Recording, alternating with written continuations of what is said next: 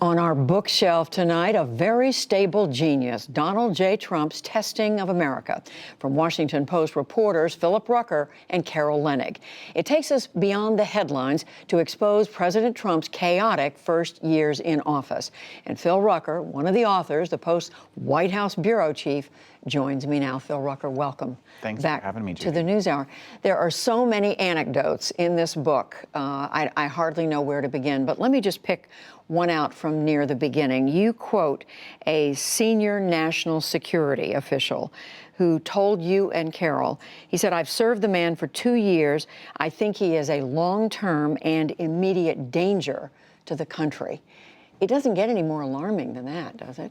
It doesn't, Judy. And for reporting this book, Carol and I interviewed more than 200 senior administration officials, advisors to the president, friends of the president, and we heard again and again a recurring theme that they're worried for the country with his leadership. They think he makes decisions impulsively, erratically, without a basis of information. He rejects intelligence from his advisors. He rejects information and knowledge from those around him who are in the government to provide it to him. And that is the cause for concern and alarm from some of these officials. There are other officials we interviewed who feel like America's been lucky that there hasn't been a terrorist attack or some sort of major crisis to grapple with, and that they worry every day about this president at the helm.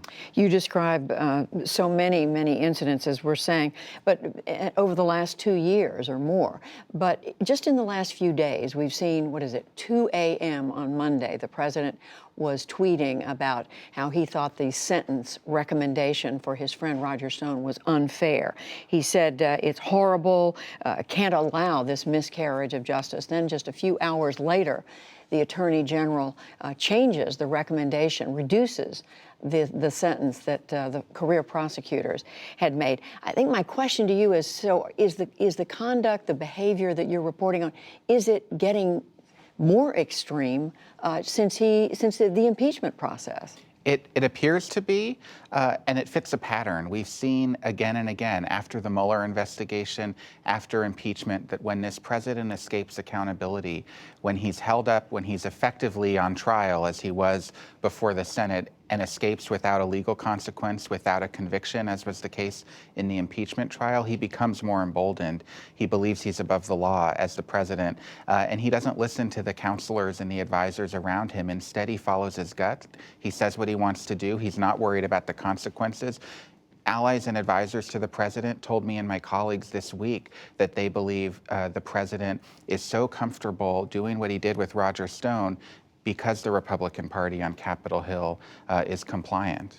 And speaking of Capitol Hill, you had Senator Lamar Alexander, I think it was Senator Susan Collins, who said after what happened that they thought the president would learn from the experience. I mean, based on your reporting, how do you see that? Well, the lesson he took away from the impeachment inquiry seems to be that it's okay for him to do what he wants to do, and that's how he's proceeding to govern in this first week after impeachment, and it's how those around him expect him to continue to govern in the months ahead. He's in a tough re-election fight, and he seems to be willing to do whatever it takes to win re-election, to perpetuate his own power, and to promote his self-image. And that's been the pattern, by the way, from day one that we document in this book. The North Star for this president has been Donald Trump's image and what's best for Donald Trump in that moment. So, Phil Rucker, just today, we are learning in a speech last night in New Jersey, former White House Chief of Staff John Kelly making some statements about President Trump's call to the president of Ukraine, what much of this impeachment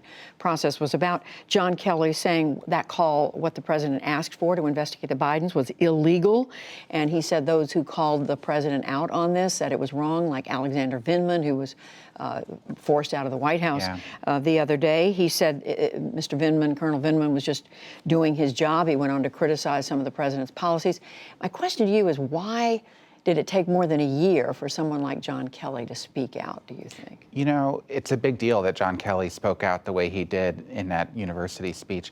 And it's taken so long because he fears retribution from the president. So do so many of the others who've also served this president and continue to serve this president. They know that he retaliates against any signs of betrayal and that he has no tolerance for people who are going to speak ill of him. There's also a sense among some of the people that served him, including Jim Mattis, the former defense secretary, that they should be honor bound not to criticize a sitting president while he's still in office. That's one of the reasons Mattis gives for not talking about his experiences with Trump in his recent book.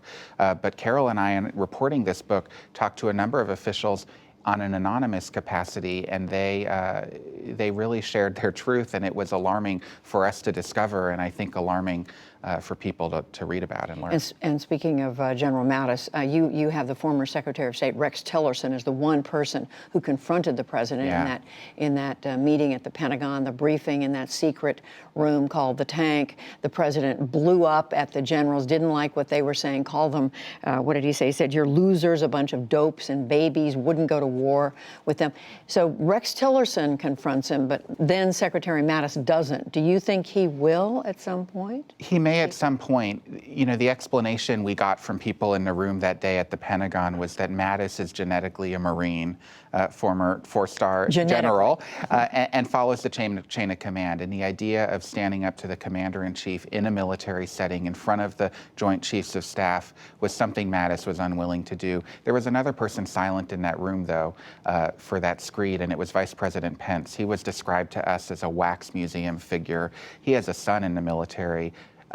The president called the war in Afghanistan a loser war. His own son has been fighting a loser war, and he didn't confront the president about that in that moment, which just speaks to the fear that so many who serve the president have about the president's mood and whims and anger. Is there anyone in the administration, in the White House or anywhere else, who dares to speak up to the president and to challenge him?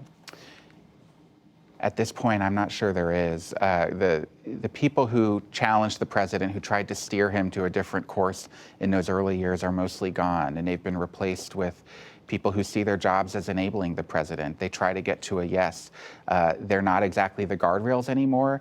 They're the Secretary of State who allows for Rudy Giuliani to do this shadow diplomacy with Ukraine. It's the White House Chief of Staff who allows for the military aid to be withheld from Ukraine for a period of time. They're enabling what the president wants done. They're executing his orders. They're not standing up to him.